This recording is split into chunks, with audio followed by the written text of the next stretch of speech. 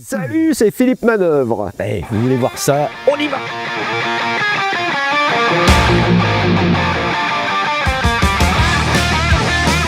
On est dans un théâtre pour vous parler d'un spectacle rock'n'roll qui s'appelle Un enfant du rock raconte.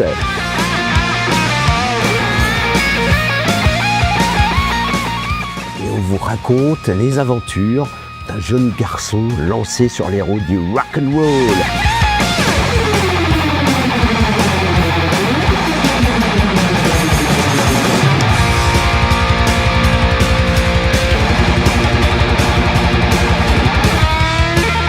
J'ai rencontré 23 fois les Rolling Stones au cours de ma carrière, ils ne m'ont jamais déçu.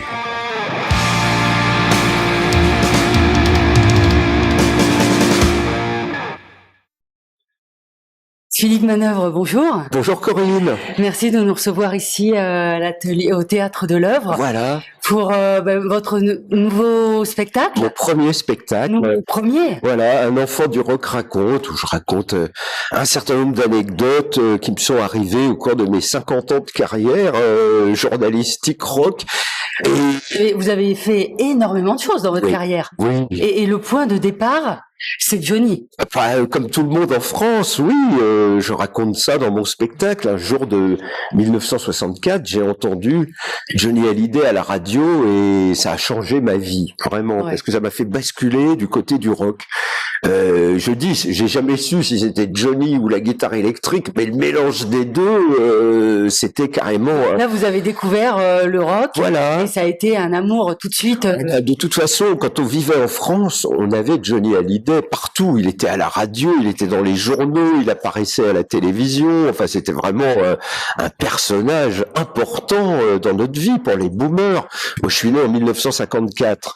Vous voyez, donc j'ai 10 ans de moins que Johnny, mais il était là, quoi. Et on vivait au rythme de ses 45 tours.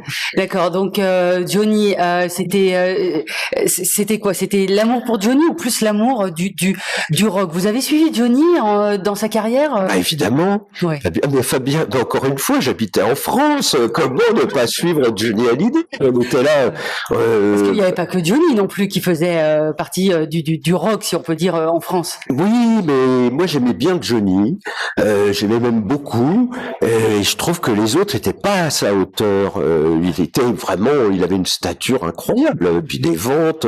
Et après j'ai découvert ses ventes. J'ai compris quoi. Cet homme était un phénomène national. Tout de suite, vous avez compris qu'il aurait une carrière incroyable et il allait sortir du lot. Bah, non, mais il était là, quoi. C'était comme un grand frère. On était content qu'il soit là. Il avait l'air indestructible, voilà. Alors moi, Il l'est toujours. Ouais, la première fois où j'ai vu Johnny, mais j'étais tellement surpris. C'était derrière l'Olympia. Il sortait du bar romain. Et mince, Johnny Hallyday. Je peux vous décrire. Il avait un pantalon de velours blanc. Il avait une super ceinture. Il avait une chemise noire. Et il se recoiffait comme ça. Il avait les lunettes miroirs. Mais c'était Johnny Hallyday, quoi. Enfin, c'est la première star que j'ai vue dans la rue. Et j'ai pas osé rien, quoi. C'était, on regardait passer comme un astre, quoi. Voilà. On est impressionnant, Johnny.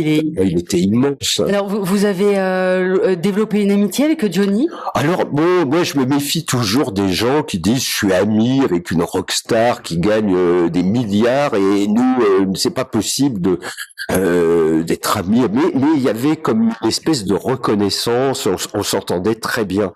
Lui, il disait, Philippe, c'est un de mes plus vieux copains, bien... Moi, je savais pas quoi dire. J'étais ému, mais on a fait beaucoup de choses amusantes ensemble. Hein. Je lui ai fait faire président d'un festival de cinéma rock. Je lui ai fait faire un certain nombre d'émissions aux enfants du rock. Et franchement, ça lui faisait plaisir. Johnny, il était malheureux parce que souvent on lui demandait de faire des trucs variéteux, d'aller chanter un duo avec une chanteuse qui arrivait pas à remplir sa tournée. Bah, Johnny, il allait chanter Mon petit loup, ça va faire mal ce soir avec elle. Tout était vendu à la fin de la chanson. Donc, il y avait un effet Johnny Hallyday. Hein, Alors, vous qui êtes spécialiste du rock, est-ce que Johnny était un vrai rocker? Bah oui, bah, évidemment. Enfin, déjà, qu'est-ce que c'est que cette question pourrie, dirait-il? Donc, c'est quoi cette question en fer blanc? Parce que beaucoup se posent la question. Oui, parce qu'il suffit pas de mettre un blouson de cuir pour être un rocker. C'est clair. Et Johnny, il a amené le rock en France à lui tout seul, parce que avec la voix qu'il avait, il aurait très bien pu faire une carrière immense à la Jacques Brel, chanter ce qu'il voulait, faire un peu de chansons françaises, un peu de mambo, un peu de salsa, ce qu'il voulait.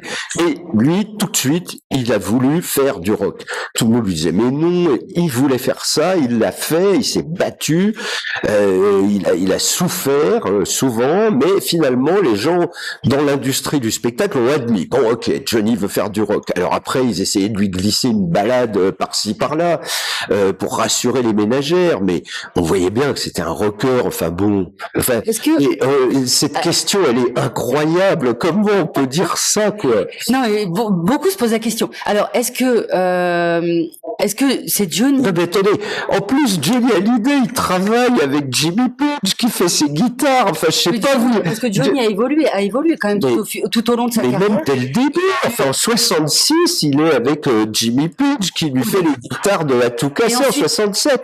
Après, il récupère l'ingénieur du son des Beatles, Glyn Jones, qui vient de finir Beggar's Banquet et qui fait l'album avec le bandeau Rivière ouvre ton lit, et qui fait avec les Humble Pie, qui Peter Frampton et Steve Marriott à la guitare. Alors si c'est pas du rock, moi j'y connais rien, excusez-moi, mais rendez-vous compte. Johnny ensuite a évolué puisqu'il a fait des albums avec Michel Berger, avec des auteurs, bien sûr, avec des auteurs. Donc ça rentre un peu plus dans la partie, on va dire variété, si on peut ça. Non, parce que Berger a vraiment respecté l'image de Johnny. Le chanteur abandonné, c'est très rock. Je suis désolé, Bruce Springsteen aurait pu chanter cette chanson, tout le monde aurait dit. Le chanteur abandonné, c'est évidemment, c'est l'histoire d'un chanteur de rock qui est là, qui est tout seul dans les flight cases, et il a respecté le blues de l'infirmière, c'est du rock. Quelque chose en août, Tennessee, c'est un peu la country vers laquelle plein de chanteurs de rock touchaient à l'époque. Donc franchement, quand je vois l'album de Michel Berger, il a respecté qui était de faire un album pour Johnny Hallyday, le rocker. C'est un album de rocker, c'est pas un album Michel Sardou, il pourrait pas chanter ces chansons-là, je suis désolé. Enfin, vous voyez, donc non, c'est vraiment du Johnny. Et après, les gens lui ont fait du Johnny cousu main, Goldman et Rod Agile avec le Mirador. Enfin, j'étais là souvent.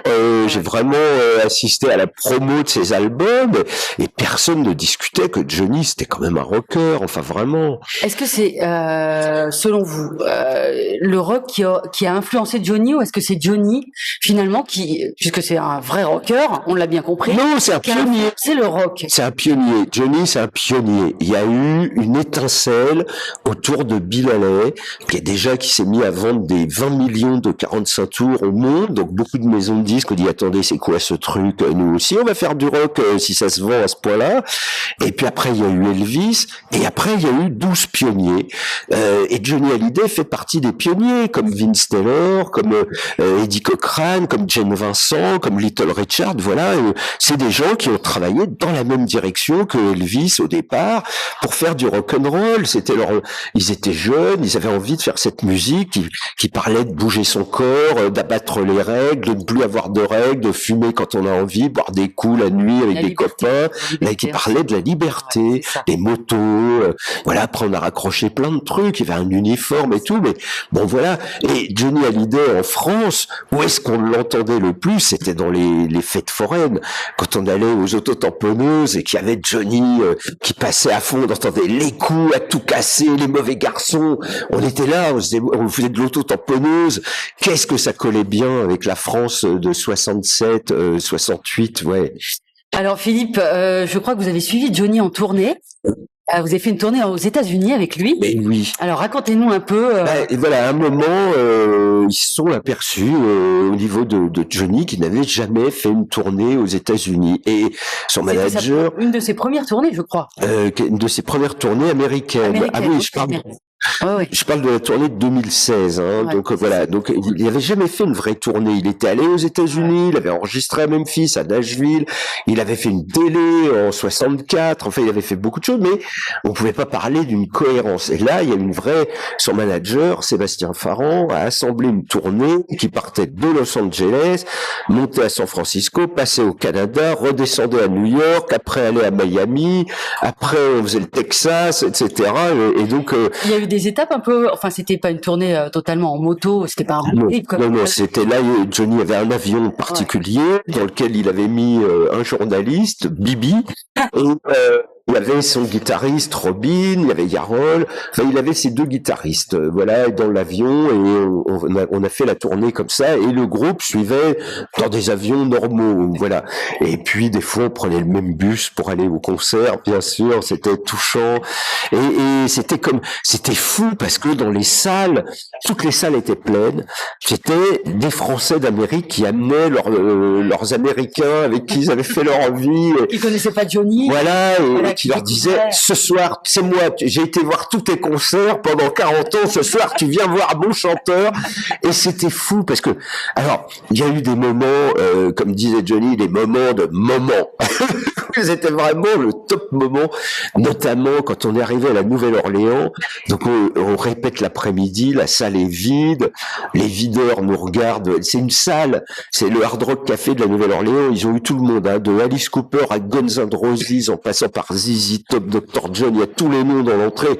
Donc Johnny, il est très content parce qu'il sait qu'il va avoir sa plaque. On lui montre la plaque, ils vont la mettre après le concert.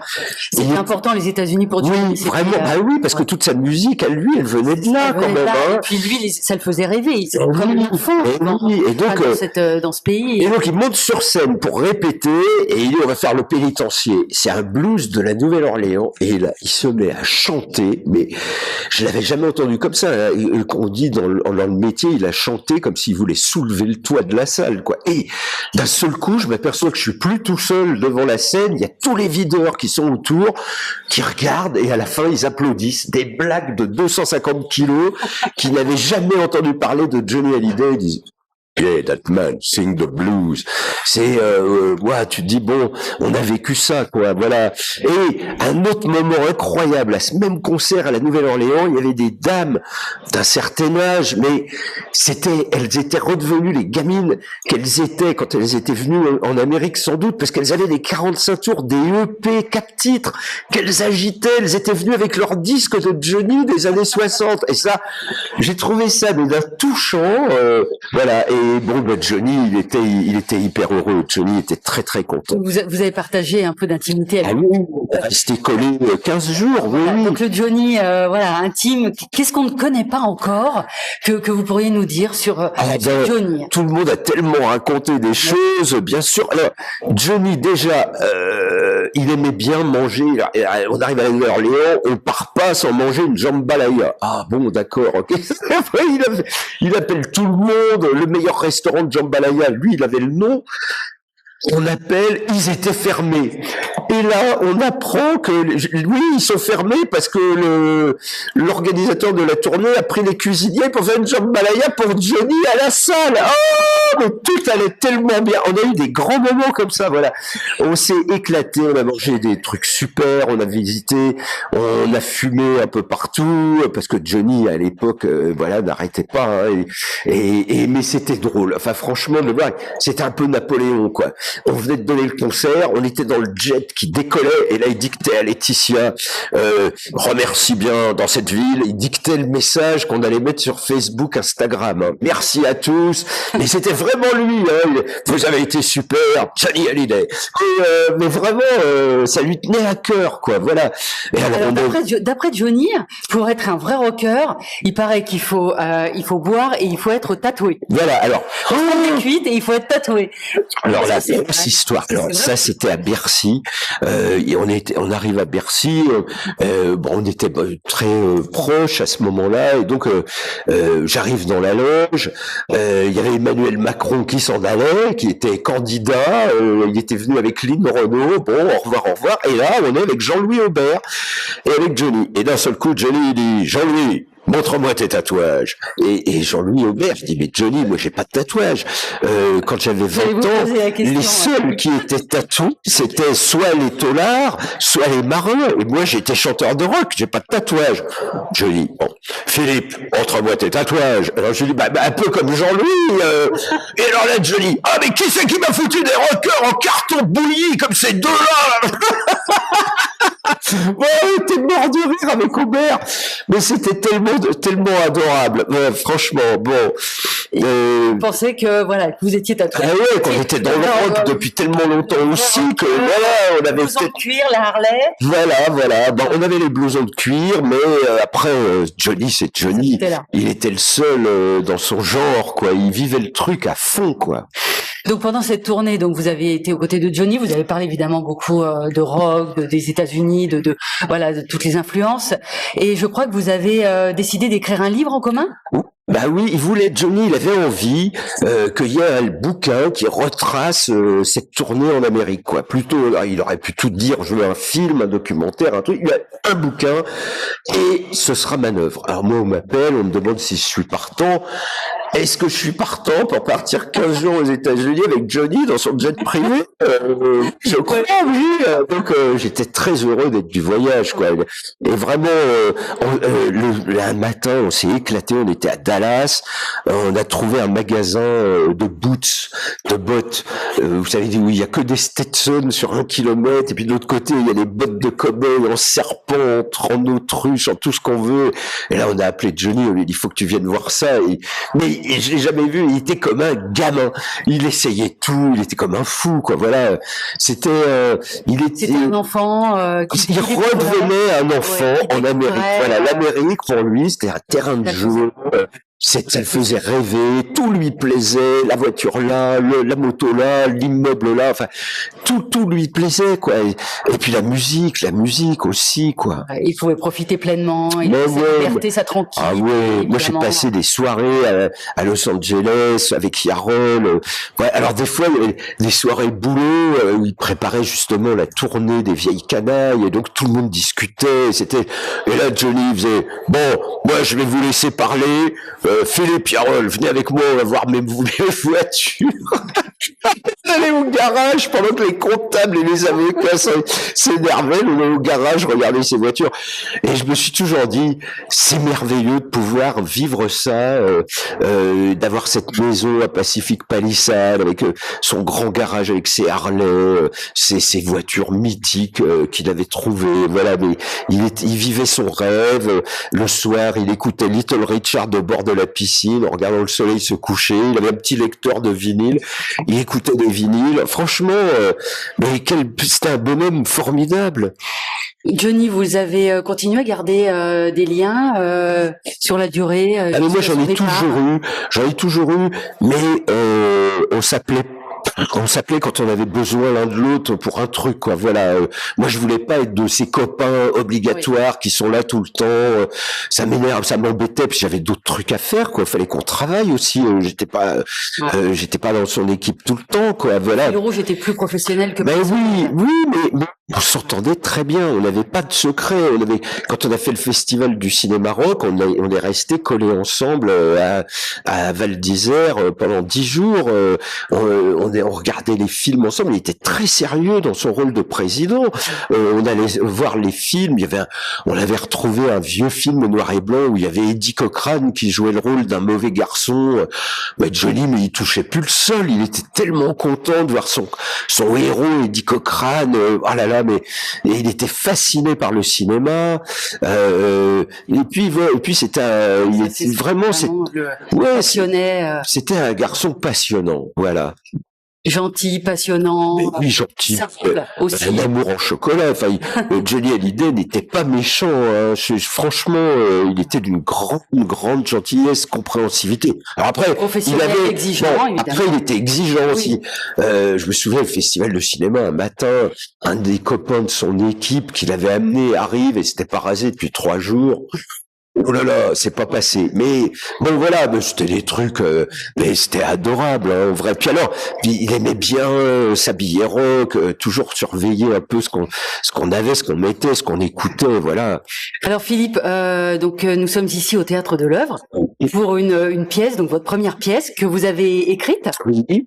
Alors racontez-nous un peu pourquoi cette envie. Mais oui, c'est un producteur de théâtre qui fait tourner plein d'artistes, plein de gens, plein de pièces, plein de comiques, qui est venu me voir il y a 1 an et demi en me disant vous avez jamais pensé à monter sur scène. Et donc moi je dis comme tu as tout le monde, mais je suis pas un comique, enfin un vrai comique, enfin j'ai pas les blagues. Et il me dit mais nous on veut pas que vous montiez sur scène pour nous faire rire, mais pour nous raconter vos anecdotes.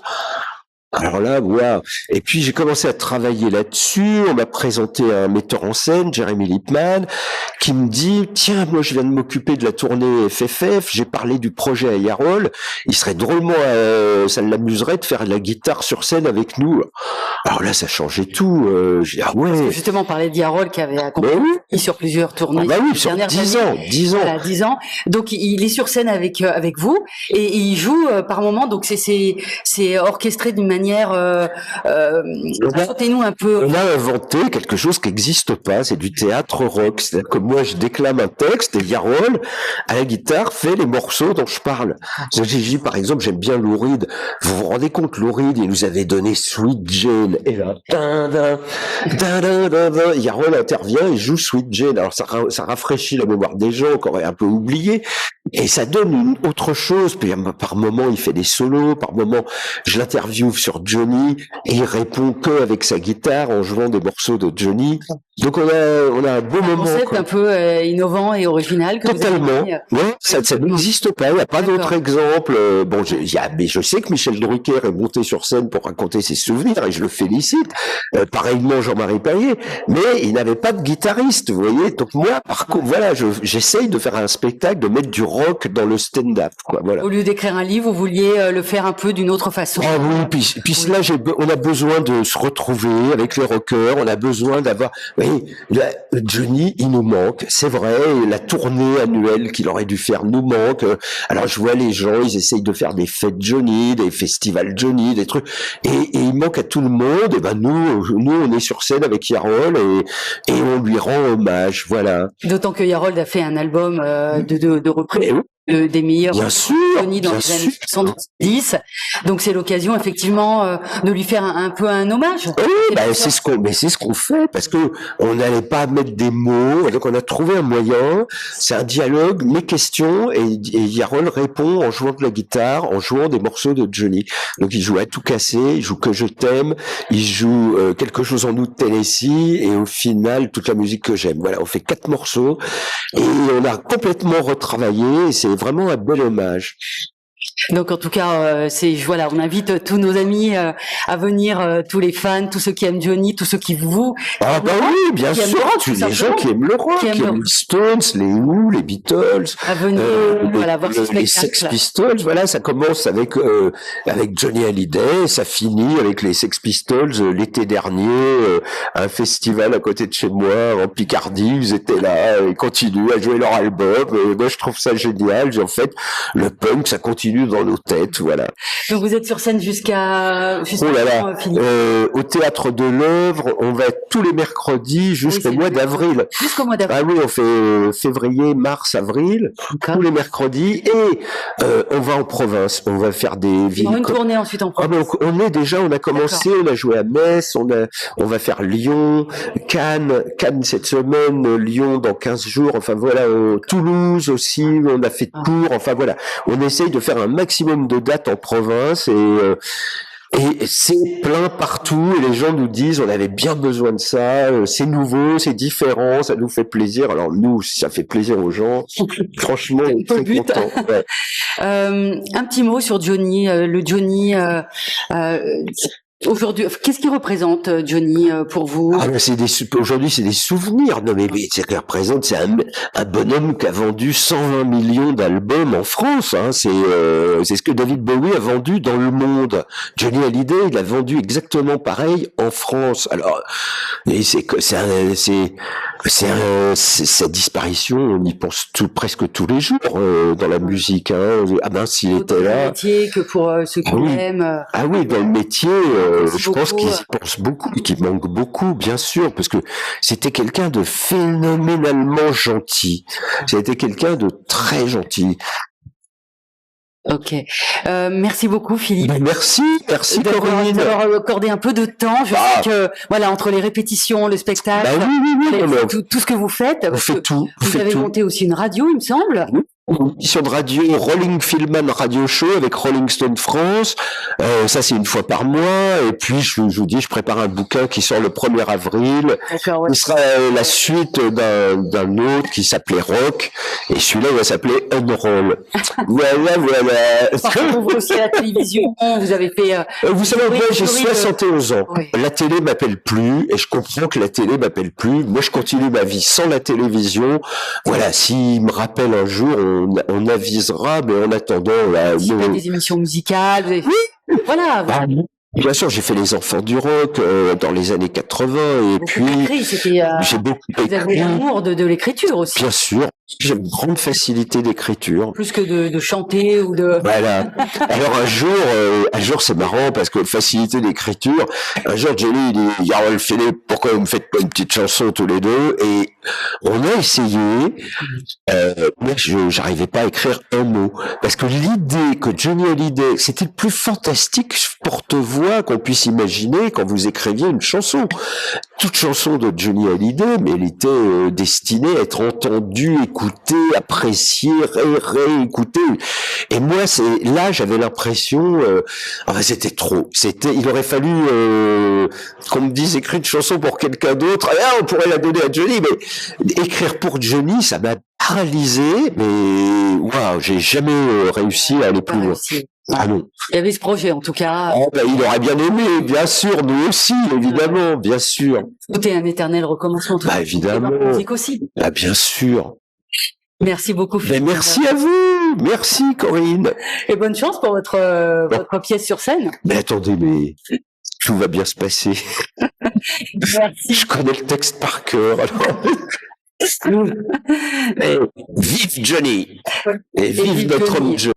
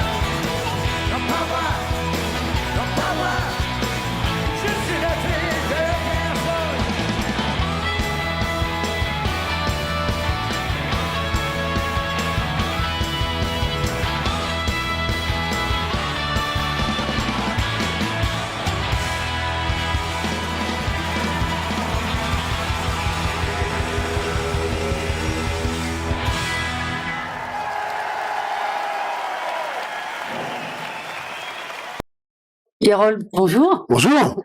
On est ravis enfin de vous avoir en interview pour la radio 100% Johnny.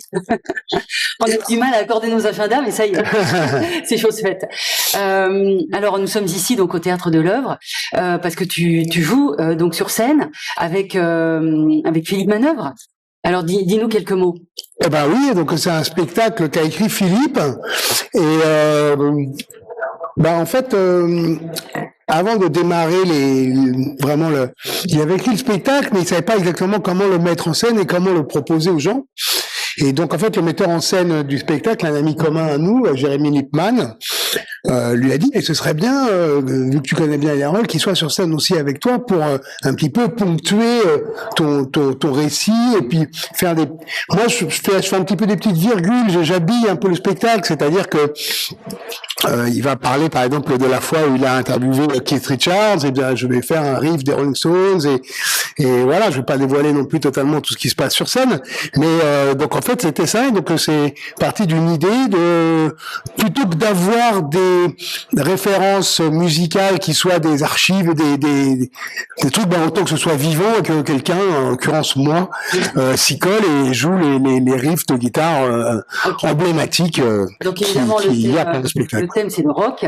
Il y a Johnny aussi évidemment dans ce spectacle. Oui, bien sûr, oui. Ouais. Quel titre, Ah bah on va pas le dire, venez voir le spectacle. Puis quoi encore? Non mais... D'accord, de toute façon... Non, il y a un petit question-réponse qui est très rigolo. On va venir, ok.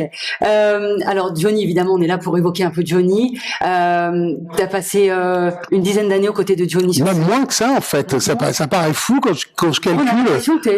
Ouais, ça a duré même pas 7 ans, et enfin, on a fait tellement de choses, il s'est passé tellement de choses de fou que quand j'y repense, j'ai l'impression que...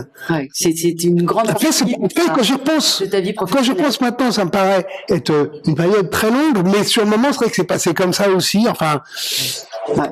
Alors comment s'est initié ta rencontre avec Johnny? Vous savez pas ça encore, mais si on sait, voilà, pour réviser. Voilà, qui ne saurait pas encore, et puis on aime t'entendre, voilà. Non, mais pour la faire courte, moi j'avais déjà rencontré Johnny sur le tournage du film Jean-Philippe, on s'était bien entendu. Et je jouais le rôle de son guitariste d'ailleurs. Ce soir à la télé. Ah ben voilà. Jean-Philippe, dans lequel je jouais le rôle de son guitariste. Donc je fais partie des rares personnes qui ont joué leur propre rôle au cinéma avant de l'interpréter dans la vraie vie, quoi, ce qui est assez cool. Et c'était bien entendu, on avait échangé sur nos idoles communes que sont Chuck Berry, Little Richard, Eddie Cochran, Elvis Presley et consorts. Et en 2011, il avait fait son album avec Mathieu Chédid, qui s'appelait, vous allez me le dire, Jamais seul, je crois que c'est ça, Jamais seul. Et donc évidemment Mathieu, qui était déjà reparti lui sur l'écriture d'un album pour lui et un autre projet, il pouvait pas faire toutes les promos. Il en avait fait quelques-unes, mais il y avait, comme Johnny sort un album, il y a quand même pas mal de promos. Et donc il cherche. Je proposé de remplacer Mathieu sur des promos, donc évidemment j'ai sauté sur l'occasion. Ça pas de toute façon. Non. Pas pour les guitaristes, c'est pas pour les guitaristes quand même le rock'n'roll. Et donc en fait à la base moi j'étais censé uniquement assurer les quelques promos, c'est-à-dire il y avait une émission de télé, il y avait une radio, il y avait une autre émission de télé, enfin voilà, c'était juste censé faire ça. Et puis en fait ça s'est tellement bien passé, on s'est tellement bien entendu, puis je crois qu'il a apprécié mon énergie, mon jeu de guitare, ma présence, puis du coup il m'a proposé de partir avec lui en tournée. Tu connaissais évidemment Johnny, mais tu connaissais son répertoire. Écoute, je ne connaissais pas tout son répertoire parce que c'est absolument impossible. Même maintenant, il y a des chansons que je ne connais pas. Enfin, je veux dire, il y a peut-être parmi vous des gens qui connaissent tout, mais bravo. Certainement. Donc oui, évidemment, c'est sûr que moi, j'avais déjà enfant pas mal écouté Johnny, surtout la période du début, c'est-à-dire de 60 à 63, 64. C'était moi j'ai grandi vraiment, enfin, ce qui m'a vraiment donné envie de jouer de la guitare et de faire du rock'n'roll, c'est les pionniers. Et donc parmi les Français, il y en avait qu'un seul, je trouvais qui était à peu près à la hauteur. C'était Johnny, et donc moi, Elle est terrible, au Carole et tout ça, enfin voilà, donc je connaissais très bien cette période-là, Laisse les filles et compagnie. Et puis ensuite, je m'étais beaucoup intéressé sur un peu plus tard, dans les années 90, à la période qui va plutôt, on va dire, de 67 à 73. Donc tout ce qui peut être sa période un peu plus rhythm and blues, toutes les Rivière ouvre ton lit, Flagrant délit, tous ces albums-là, où il s'était où il était entouré un petit peu de la fine fleur des musiciens de séance anglais, qui l'accompagnait sur disque et pour certains sur scène aussi. Donc moi, vraiment, il y avait un truc dans ce côté un petit peu rock psychédélique soul que j'adorais. Et puis évidemment, comme tout le monde, enfant, j'avais vu à la télé Johnny. Enfin, je connaissais les chansons que tout le monde connaît. Voilà. Donc justement, cette période que tu cites, tu as fait un album de reprise. Ouais. Donc de cette période 60. Ouais, je suis allé fouiller là-dedans de 60 à peu près. Ouais, c'est ça va de 73 à peu près. C'était ta manière de lui rendre hommage, de lui faire un petit coucou. Tout à fait. C'était il fallait que je le fasse. Bon, déjà, on me demandait beaucoup sur scène déjà d'interpréter des chansons de Johnny. Puis à un moment, j'ai commencé il y avait Fils de personne que je chantais avec lui sur scène. C'était un moment génial que j'adorais pendant les concerts. Donc cette chanson-là, j'ai continué à la chanter à mes concerts. Et puis un jour, je me suis dit je vais enregistrer une version quand même. Ça va faire plaisir aux gens. Et j'ai pris beaucoup de plaisir à faire cette version. Donc je me suis dit tiens, c'est marrant parce qu'il y a le pénitencier aussi. J'aimais bien qu'on la jouait. Tiens, je vais essayer le pénitencier. Et puis je me suis éclaté à la faire. Et puis petit à petit, je me suis dit attends, vu que je suis lancé, qu'est-ce qu'il y a d'autre? Et c'est un disque que j'ai pris beaucoup de plaisir à faire. Déjà, c'était ma façon effectivement de lui rendre hommage assez intime. C'est-à-dire que j'ai fait un disque que j'ai fait tout seul.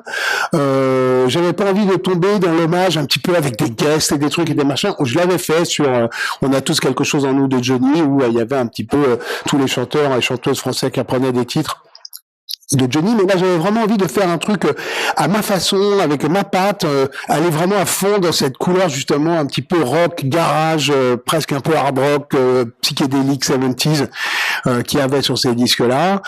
C'est dans ce répertoire-là que j'ai fouillé, et donc oui, c'est un disque que j'ai pris beaucoup de plaisir à faire. La seule grande déception que j'ai sur cet album, c'est qu'il l'a pas écouté, malheureusement, et que j'espère que ça lui aurait plu. Oui, très certainement. Et tu as fait donc une tournée. Tu as envisagé une suite avec cet album. Écoute, moi, je suis en tournée toute l'année. Évidemment, on manque de. Moi, je suis en tournée toute l'année. J'ai pas envie de. Alors, je me suis frotté à l'exercice une fois. On m'avait proposé pour le Bol d'Or de faire un concert hommage à Johnny. Donc, je me suis retrouvé sur scène. J'avais répété avec les musiciens et tout à faire un concert de 1h30 où je ne chantais que des chansons de Johnny. J'étais pas à ma place. J'étais pas à ma place, j'étais pas à l'aise, non, je l'ai pas senti. J'y avais pensé, je m'étais dit peut-être je pourrais faire ça, mais non, j'avais pas envie. Alors finalement, chanter Johnny sans Johnny. Oui, déjà. Et puis alors ce que je fais, c'est qu'en fait moi je suis en tournée toute l'année. C'est-à-dire que il y avait un espèce de schéma avant où je faisais un album, je partais en tournée, et puis je faisais un album, je repartais en tournée. Maintenant, j'ai laissé tomber cette idée. Je suis en tournée toute l'année. C'est un peu comme le Never Ending Tour de Bob Dylan. C'est la tournée sans fin. Donc, je joue toute l'année, et donc évidemment, lors de mes concerts sur scène, j'interprète quelques-unes des chansons de Johnny qui sont sur cet album, ou d'ailleurs qui n'y sont pas forcément. Mais ça fait voilà. Nous, la setlist qu'on a sur scène, elle est très libre et en fonction un petit peu du feeling. Un jour on peut jouer au Carole, un jour on peut jouer la musique que j'aime, un autre jour on va jouer, voilà, je sais pas. Donc, mais ça fait partie d'un concert où il y a des choses, essentiellement des chansons écrites, il y a des reprises d'autres artistes et tout ça. C'est pas un concert Johnny. D'accord. Dis-nous quelques mots sur Johnny, parce que t'es parti en vacances avec Johnny, t'as fait beaucoup de choses avec Johnny. Écoute, les vacances que j'ai passées avec Johnny, c'était en général quand même pour travailler. C'est-à-dire que c'était quand même, on était partis. C'était des vacances très studieuses avec Johnny. Enfin, tu vois, on bossait 1 heure ou 2, puis le reste du temps, on était en vacances. De toute façon, les vacances, moi, je m'ennuie. Enfin, Tu aussi, je crois d'ailleurs, non? C'est pas c'est ça. Ça dure trop longtemps les vacances avec lui. Exactement. Alors c'est vrai qu'il dit à la fin de la tournée, il dit je suis claqué, j'en ai marre, vivement que ça s'arrête et qu'on parte en vacances. Il partait en vacances, au bout de 3 jours, il prend son téléphone. Bon, alors c'est quand la prochaine tournée? Qu'est-ce qu'on va faire? Qui est-ce qui va écrire le prochain album? Comment ça va se passer? Voilà. Donc oui, effectivement, c'est vrai que j'ai passé beaucoup de temps avec lui, mais il y avait toujours de la musique au rendez-vous, quoi. Il n'y a rien qu'on ne sait pas que tu pourrais nous dire. Non, mais je vous dirai pas. Bien sûr, il y a plein de choses, mais je vais pas vous les dire. Voilà, mais on voudrait que... Non, mais il y a plein de choses. Non, écoutez. Qu'est-ce qui t'a marqué chez Johnny? Voilà. Ce qui m'a marqué chez Johnny, c'est donc effectivement un petit peu déjà ce qu'on disait, c'est-à-dire c'est toujours cette envie de continuer, d'avoir envie de faire des trucs, toujours cette soif de projet, quoi, oui. Franchement, s'il y a un mec qui aurait pu se reposer sur ses lauriers et se dire bon, ça va tranquille, mais non, il avait pas envie de ça, il avait envie de se mettre en danger, de vivre des nouveaux challenges, d'avoir des projets, de travailler avec des nouvelles personnes, de s'intéresser à ce qui se passait. Moi, et d'ailleurs, c'est un peu dommage parce que moi, les premiers temps que j'ai passé avec lui régulièrement quand on dînait ou quand on se retrouvait à discuter. Je disais, mais alors raconte-moi comment c'était dans les années 60, les studios, et quand t'as bossé avec un tel, comment c'était, et trucs mûches. Alors, des fois, on me racontait vite fait, on me disait, ah non, tu m'emmerdes avec tes histoires du passé là, mais par contre, tu sais, j'aimerais bien bosser avec tel autre mec, t'as écouté, il a sorti un nouveau disque. Donc, il était toujours tourné vers le... Pas dans le passé, en fait. Il était pas du tout, ni dans la nostalgie, ni dans se reposer sur ses lauriers. Il était toujours à réfléchir à ce qui allait se passer demain, et comment on allait faire la prochaine tournée, et comment on allait faire le prochain album, et s'il voulait faire un prochain film, ou un truc comme ça. Et le fait, justement, de ne pas parler du passé, est-ce que, d'après toi, c'était par timidité? Non, je pense qu'il avait tellement fait ça la saoule. Enfin, je veux dire, il y a tellement de trucs. Bon, voilà. Du coup, moi, je suis un peu comme ça. Moi, alors, on peut m'interviewer sur les histoires des FFF du début. Alors, c'est marrant, mais je veux dire, j'ai plus envie de parler de ce que je fais aujourd'hui que de ce que j'ai fait il y a 20 ans. Alors, donc, quand on est Johnny et qu'on a fait tout ce qu'il a fait, ça va, il a donné, quoi. Puis, il a écrit des bouquins, il a raconté à tout le monde. Au bout d'un moment, on a envie de parler un petit peu de nouveaux trucs. Est-ce que tu arrives à comprendre, puisque tu as vu justement toi sur scène et avec les tournées, tu as vu le public de Johnny et tu connais le public qui est particulier, voilà, de Johnny. Justement, est-ce que tu peux arriver à comprendre et est-ce que tu comprends ce besoin? Je parlerai plutôt des publics. Des publics de Johnny. Il y a plusieurs publics de Johnny. C'est vrai. Il y en a plein. On est tous un peu public de Johnny. Il n'y a pas un public de Johnny. C'est-à-dire que moi, je l'ai vu sur scène. Il y avait des générations entières. Il y avait des gens qui le suivaient depuis le début. Il y avait des gens qui venaient de le découvrir. Il y avait des gens qui venaient par curiosité, parce qu'on leur avait dit il fallait absolument que tu vois ça une fois dans ta vie. Il y avait des gens qui l'avaient découvert dans les années 80, à la période de Berger-Goldman. Enfin, je veux dire, il y a plein de gens. Il y avait des médecins, des notaires, il y avait des ouvriers, c'était vraiment plein de gens différents qui venaient de toutes générations comprises, de tous milieux sociaux différents. Enfin, il y avait vraiment un espèce d'échantillon un petit peu des Français qui étaient là dans la salle. En ayant côtoyé de très très près les publics de Johnny, est-ce que tu arrives à comprendre le manque aujourd'hui qui est toujours là? 9 ans, on est dans la 9e année du départ de Johnny. Tu arrives à le comprendre? C'est-à-dire que le problème majeur, c'est que ils ont un peu cassé le moule. C'est-à-dire que je vois pas qui peut prendre. Enfin, je veux dire, il était un peu unique dans son genre, en tout cas en France, quoi. Je vois pas qui peut prendre le relais, sur qui on peut se raccrocher, qui est en même temps quelqu'un. Personne. Parce que le rock'n'roll, c'est quelqu'un qui a vécu dangereusement, c'est quelqu'un qui a vécu dangereusement, c'est quelqu'un qui a pris des risques toute sa vie, dans tous les sens du terme, artistiquement, et puis dans sa vie. Enfin, je veux dire, c'est vraiment, c'est un petit peu ça aussi pour moi, l'image du rock'n'roll. C'est pas un truc tranquille, un peu plan-plan. Donc il avait ce côté-là qui était fascinant. Qu'est-ce qu'il va faire? Qu'est-ce qui va lui arriver? Il a eu un accident de voiture, oh là là, incroyable, il a été malade. Et puis le mec il revenait, non, plus fort que jamais. Donc c'est sûr que en dehors de tous ses talents de musicien, de chanteur, de sa voix extraordinaire, de son répertoire et tout, il y avait aussi chez les gens cette fascination pour le mec, le bonhomme. Et puis il a toujours su se réinventer, que ça c'est le propre des grandes rockstars et de la longévité. Quelqu'un qui reste bloqué dans une époque, il aurait fait du rockabilly toute sa vie. Au bout d'un moment, les gens en auraient peut-être eu marre. Il y a le Johnny psychédélique, on en parlait, il y a le Johnny rockabilly du début, il y a le Johnny après les années 80 un peu plus chicos, il y a le Johnny moto, il y a le Johnny à Las Vegas avec les cheveux longs. Enfin, il y a Chacun, Un peu justement, comme David Bowie, Mick Jagger, qui à chaque fois eux-mêmes ont aussi, ces artistes-là, su se réinventer, quoi. dans les publics, chacun peut trouver son Johnny, Voilà. finalement, celui qu'on aime. Le public a changé aussi, il a évolué avec lui. Donc tu arrives toi à comprendre le manque qui est abyssal aujourd'hui de l'absence de Johnny. Oui, c'est ce qu'on dit. Il y a plus de bêtes de scène comme ça à aller voir, qui sont des mecs qui se mettent en danger à une telle échelle. Il y a des groupes de rock'n'roll encore. Il y a plein d'artistes de rock'n'roll. Moi, j'en ai connu plein, des groupes de plus jeunes que je vous conseille d'ailleurs d'aller voir. Et puis, enfin, je veux dire, il faut pas un peu rester prostré et se dire non, il y a plus rien. Il faut aller justement découvrir quel sera le premier. Parce que je sais pas moi, si les mecs des fans de Luis Mariano étaient restés bloqués à Luis Mariano, peut-être il y aurait jamais eu Johnny. Peut-être en ayant écouté aussi, faut que la roue tourne, faut que ça avance. Johnny, il a assuré.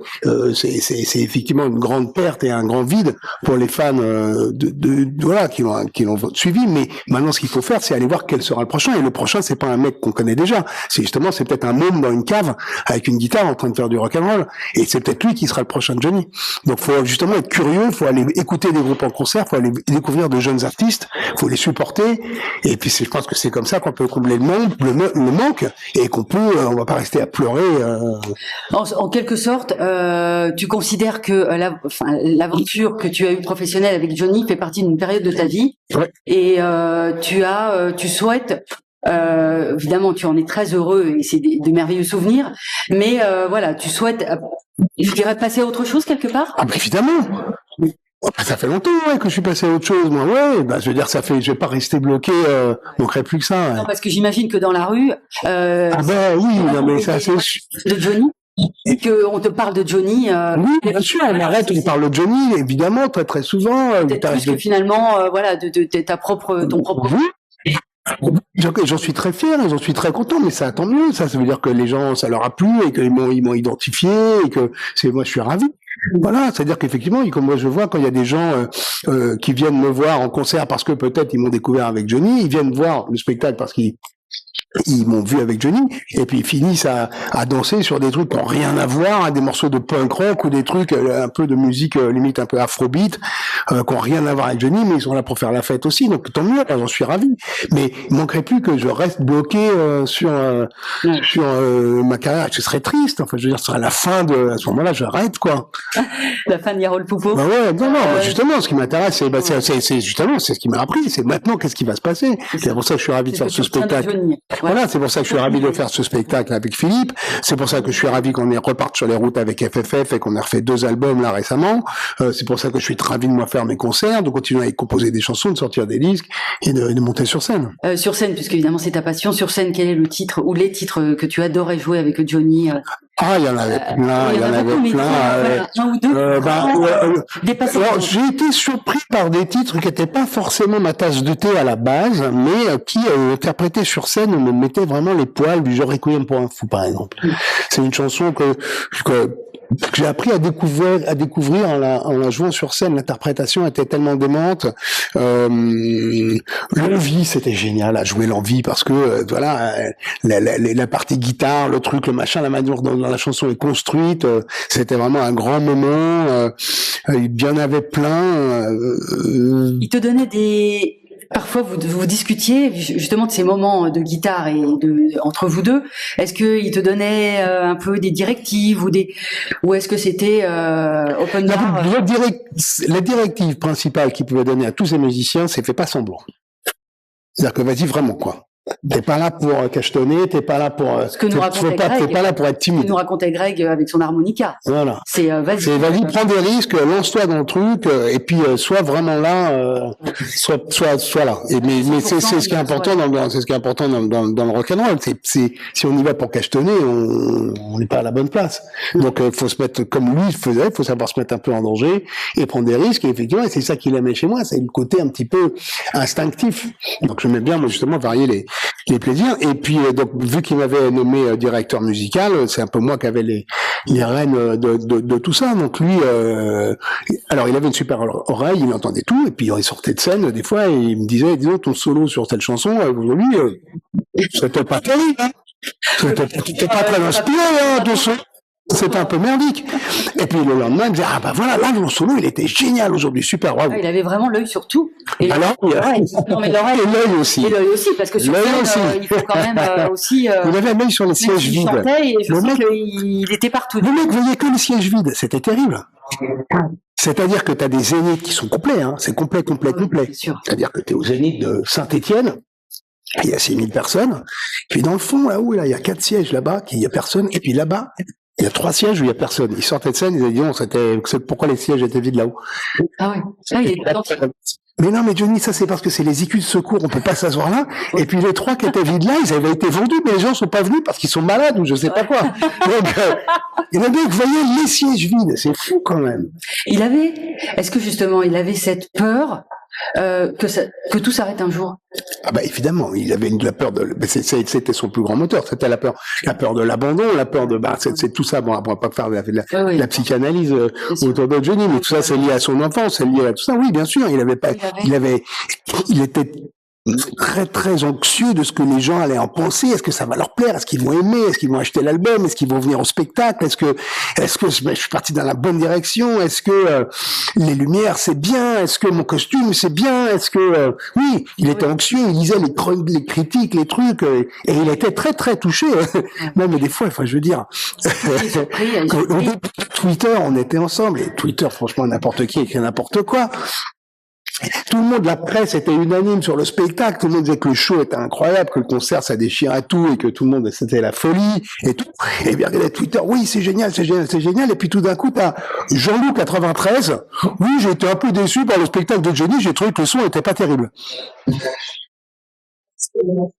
C'est Jean-Loup 93. Je peux me dire qui c'est. Pourquoi? Il a dit que le son était pas bien. Tu vois, Donc le mec, le Jean-Loup 93 était peut-être mal assis, ou il était peut-être, j'en sais rien, moi. J'ai le droit de pas lui plaire aussi. Enfin, il était vraiment très attentif. Très attentif, ouais. Et est-ce qu'il était aussi surpris? Est-ce qu'il était surpris au fil de toutes ces années, finalement, de durée de cette carrière et du succès qu'il avait? Oui, je pense, oui, quand même. Enfin, c'est assez surprenant. Vous échangiez? Je pense que je l'ai rencontré à une période où la surprise était déjà acquise. Je te pose la question. Je pense que tu l'as rencontré.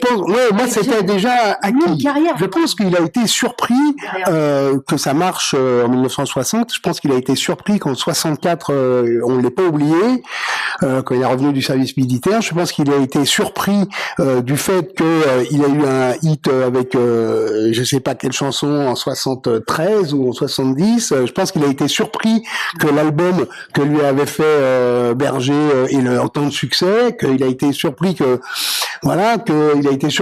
ait réussi encore après toutes ces années à faire un tube avec Allumer le feu. Enfin, je pense que sa vie n'est qu'une surprise. Et il en était, toi, à la période où tu l'as côtoyé, il était toujours étonné. Il était étonné déjà de pas avoir cassé sa pipe parce qu'il n'était pas passé loin quand même. Ouais. Donc c'était du bonus, hein. Avec les 400 coups qu'il avait fait, effectivement. Ah oui, mais ça, moi. Auquel tu as participé, certainement. Ouais, j'ai rencontré sur le tard, moi. Heureusement, d'ailleurs, parce que je l'aurais rencontré à 25 ans. Je sais pas si je serai encore là pour en parler. Tu le suivais backstage, soirée, sortie. Toi, tu suivais Johnny aussi? Comme je vous l'ai dit, moi, je l'ai rencontré à une période où il avait un petit peu calmé le jeu. Oui. Alors déjà, moi, je l'ai jamais vu boire un verre de vin ou n'importe quelle goutte d'alcool avant de monter sur scène. Jamais. Je dis pas que c'était pas le cas dans les années 70, mais en tout cas, moi jamais. Et puis après, c'est sûr que, bon, voilà, il y avait de temps en temps des dîners un peu plus arrosés, et puis il y avait de temps en temps mais je veux dire, ça, moi, je l'ai jamais vu se défoncer, je l'ai jamais vu, voilà, donc, C'est important ce que tu dis. De dire qu'avant de monter sur scène, Johnny. Ah non, moi j'ai jamais vu. Mais encore une fois, je pense qu'il y a eu des excès dans les années bien avant. Oui. Voilà, tu vois. Mais en tout cas, moi, je sais qu'il avait compris qu'il était meilleur, je pense, sur scène sobre que s'il fallait qu'on le porte pour le. Yarol, juste pour terminer cet entretien, un souvenir que tu gardes en tête de Johnny, Wow. parmi tout ce que tu as vécu avec C'est ça, moi franchement le souvenir le plus fou, c'est le soir où il m'a appelé après qu'on ait fait un concert à RTL où il était question que lui il reparte faire sa tournée, qu'il répète et puis que voilà, moi j'étais content, moi j'avais joué avec Johnny et c'était la folie. J'avais fait un concert à RTL, enfin même c'était enregistré, je pouvais même le réécouter le live que j'avais fait avec c'était la folie. Donc moi c'était bon, moi j'avais accompli ma mission, je pouvais raconter ça à mes petits enfants. C'est ce qui reste dans ton cœur. Voilà, et le téléphone qui sonne à 2h du mat en me disant dis donc, si ça ne te brancherait pas de venir en tournée avec moi, oui ça m'a C'est ce qui reste gravé au fond de toi. parmi plein d'autres choses, mais oui c'est. Tu as gardé des messages de Johnny dans ton téléphone? Ah non. Non. Non, c'est morbide. Ou un cadeau que Johnny t'aurait fait? Oui, tout à fait, oui. Bien sûr, il m'avait fait offrir une paire de bottes que je mets souvent, que j'aime beaucoup. Aux États-Unis? Ouais. Oui, j'ai quelques souvenirs de trucs. Oui, mais non, j'ai pas gardé. Écoutez la voix de. D'accord, pas de message de Johnny. Ah non, c'est des gens qui font ça. J'ai écouté les morts. Je ne sais Moi, pas. j'ai même pas regardé Je les ne sais messages pas, de je te ma pose mère. la question. Non, je sais pas, ça me ferait bizarre. Et Harold, merci beaucoup. Merci à vous. De nous avoir parlé, d'avoir évoqué Johnny. Je pense que voilà, beaucoup de personnes ont encore besoin, comme tu dis, qui ne sait pas encore quelque chose sur Johnny, mais on a tous besoin encore d'entendre des récits et des histoires, de vie sur Johnny. Et merci de nous avoir accordé cette. Et aller voir des jeunes groupes sur scène pour trouver le prochain. Le message est passé. Merci Harold Poupeau. Merci.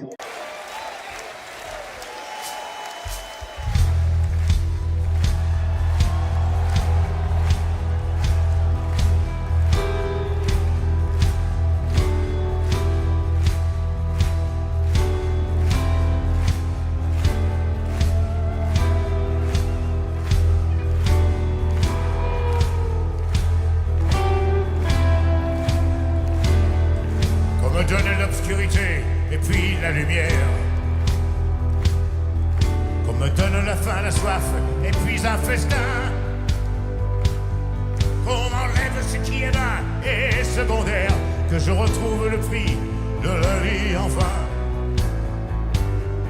Qu'on me donne la peine pour que j'aime dormir. Et qu'on me donne le froid pour que j'aime la flamme. Pour que j'aime ma terre, qu'on me donne l'exil. Et comment faire maintenant pour rêver à des femmes. On m'a trop donné, bien avant l'envie. J'ai oublié les rêves et les merci. Toutes ces choses qui avaient un prix. Et qui font l'envie de vivre et le désir et le plaisir aussi. Qu'on me donne l'envie d'avoir envie et qu'on allume ma vie.